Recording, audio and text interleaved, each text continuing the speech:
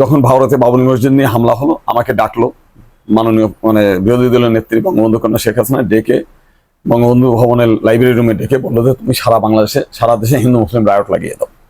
ইনি একটু বাদানুবাদ করলো, কেন করবো, কি কারণে করবো, আমাদের ভোটার, আমাদের অমক, এগুলো করবো না। যাই হোক, এক সময় এসে নথি শেয়ার করলো, বললো যে তার হাতে 5 লক্ষ টাকা দিল, যে 5 লক্ষ টাকা নিয়ে তুমি সারা ঢাকা শহরে আগুন জ্বালায় দাও। সে বললো যে আমি প্রথমে ঢাকা বিশ্ববিদ্যালয়ের শিববাড়ি, বুড়ো শিববাড়ি মন্দিরে গেলাম, ওখান থেকে ঢাকেশ্বরী মন্দিরে গেলাম, ওখানে রামকৃষ্ণ মিশনে গেলাম, সব জায়গায় এক এক করে আগুন ধরাই দিলাম এবং পুরাতন ঢাকা সব জায়গায় আগুন ধরাই দিয়ে ফিরে আসলাম। ফিরে এসে তখন তাকে সফল সংবাদ দিলাম। সে খুব খুশি হয়ে বললো যে তুমি হলো অরিজিনাল ছেলে, তোমাকে আগামীবার কাশিয়ানের এমপি বানাবো।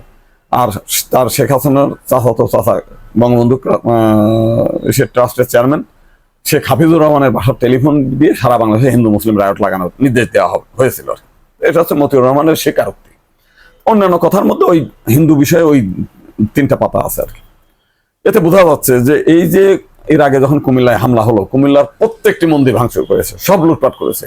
আমরা গিয়ে অ্যাস্ট্রোনিস্ট, সেই ঘটনার পরবর্তীকালে আমরা জানা গেল যে ওখানকার এমপি বাহার সাহেব টোটালটা কন্ট্রোল করেছে এবং সেটা নিয়ে আমরা প্রকাশ্যে বলেছি, সেটা নিয়ে কোনো পুলিশ তদন্ত করে নাই, সেই এখনো পর্যন্ত সেটার কোনো বিচার হয়নি।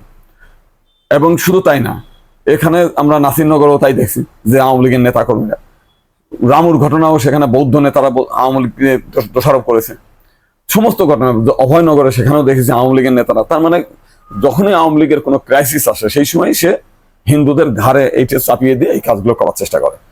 আর একটা বিষয় যেটা, সেটা হচ্ছে 2001 সালে বিএনপি যখন ক্ষমতায় আসে, সেই সময় বাংলাদেশের দক্ষিণাঞ্চল, বরিশাল, বিশেষ করে ভোলা টোলা, ওইসব অঞ্চলে ব্যাপকভাবে হিন্দুদের উপর হামলা হয়েছিল।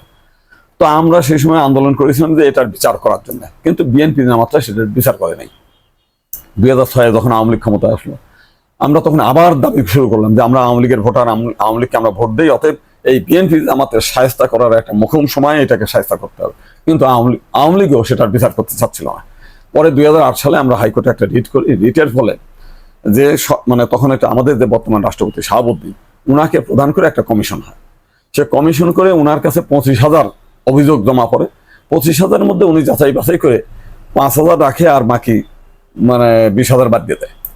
এই 5,000 কোর্টকে আমরা বলি যে সেটা যেন গেজেট আকারে করে এবং সেটার বিচার হয়। কোর্ট নির্দেশ দিল গেজেট করার জন্য, হাইকোর্টে জমা হলো, সেটা গেজেট হলো। কিন্তু সেই গেজেটের কপি আজ পর্যন্ত আমরা পেলাম না। সেইটে হাইকোর্ট নির্দেশ দেওয়া সত্ত্বেও এটার কোনো বিচার হলো না। আমরা এটা অ্যাস্ট্রোনিস্ট যে আওয়ামী লীগের হাতে বিএনপি জামাতকে নিগ্রহ করার, তাদের জেল জরিমানা করার, তাদের ফাঁসি কাস্টে ঝুলানোর এত বড় একটা সুযোগ কেন আওয়ামী লীগ হাতছাড়া করছে। পরবর্তীকালে ওইখানে আমাদের যারা নেতাকর্মীরা আছে, দীর্ঘদিন পরে আমি যখন তাদের কাছে জিজ্ঞেস করলাম, বললো যে টোটালটাই তো তোফায়েল আহমেদের অর্গানাইজড।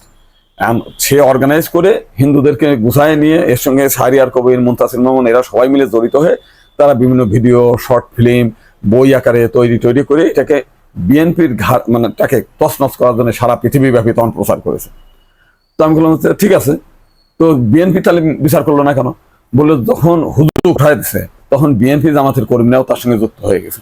এখন যদি বিএনপি জামাত তার নিজের দলের কর্মীদের তো করবে না। তো প্রত্যেকটি ক্ষেত্রেই দেখা গেছে উদ্যোক্তা আওয়ামী লীগ, কিন্তু মাস বিএনপি জামাতের কর্মীরাও তার সঙ্গে যুক্ত হয়ে গেছে। এমন রামুতেও তাই, অন্যান্য সব জায়গার ক্ষেত্রে। যে কারণে কোনো ঘটনার কিন্তু কেউ বিচার করে না। কারণ উদ্যোক্তা যদিও আওয়ামী লীগ, কিন্তু তার সঙ্গে বিএনপি জামাতের কিংবা সাধারণ মুসলমানরা যুক্ত হয়। এই হলো বিষয়টা।